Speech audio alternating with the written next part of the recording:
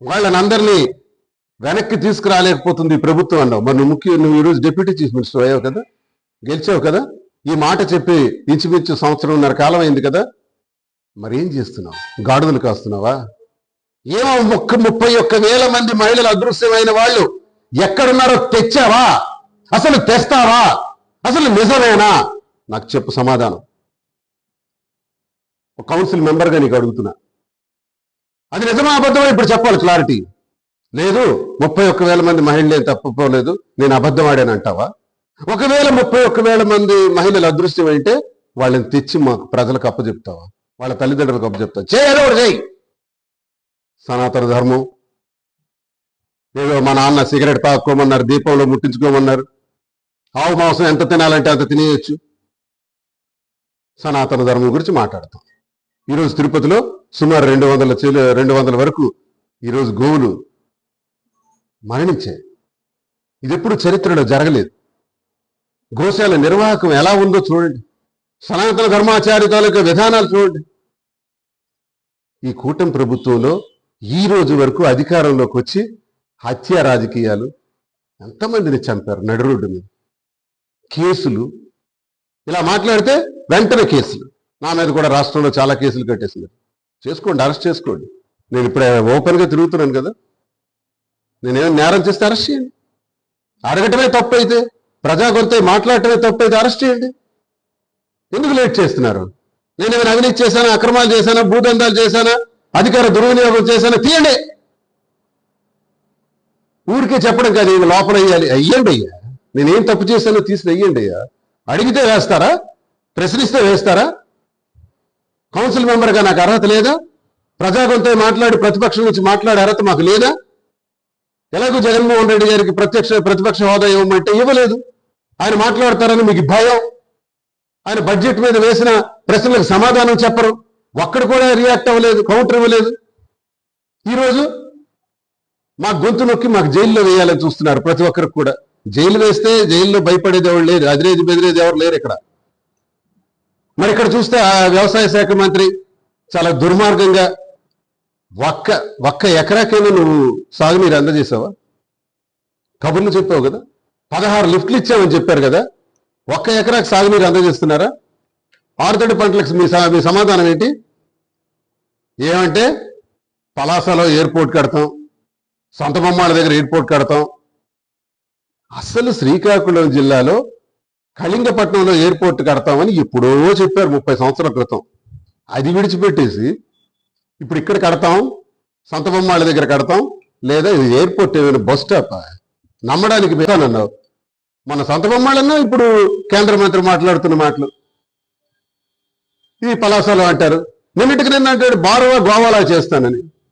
గోవా అన్నటువంటి ప్రాంతం ఏర్పాటై నేటికి 100 సంవత్సరాల చరిత్ర ఉంది. బ్రిటిష్ కాలం నుంచి దానికి చరిత్ర ఉంది. మళ్ళీ భారతదేశంలో 2వ గోవాను మనం చూడలేకపోయాం. ఎవడికి అమాయకులను చేయాలనుకుంటున్నారు, ఎవడికి మోసం చేయాలనుకుంటున్నారు? అని గోవా చేస్తా.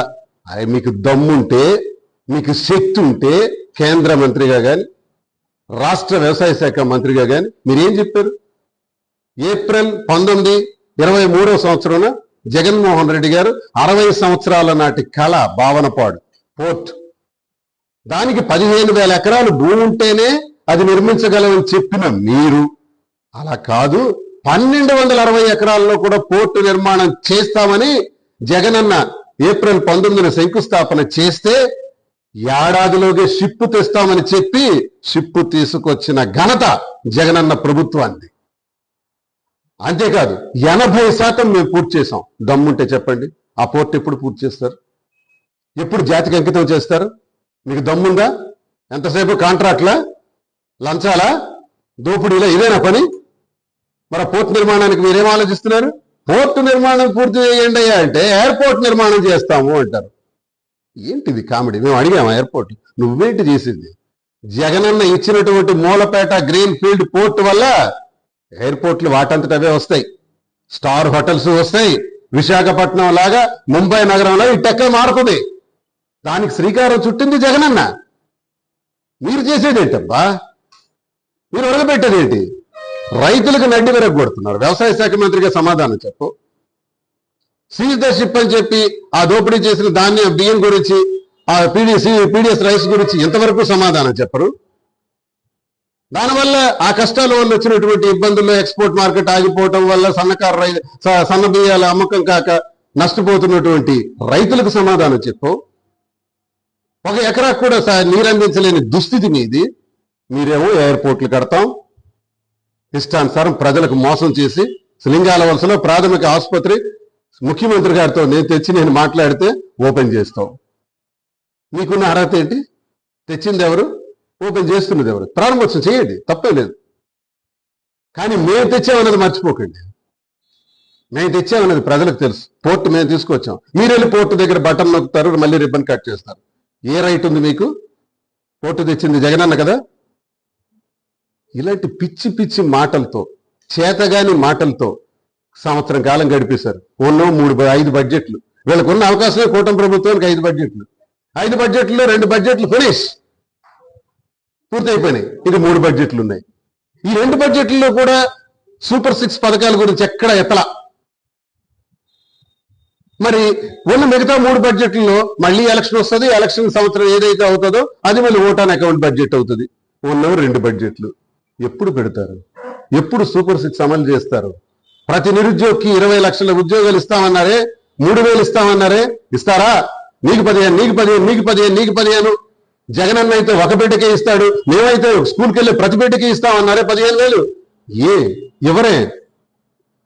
ప్రతి రైతన్నకు కూడా జగనన్న 13,500 ఇస్తామన్నాడు, నువ్వు 20,000 ఇస్తామన్నారే, ఇచ్చారా? దాని గురించి బడ్జెట్లో పెట్టారా?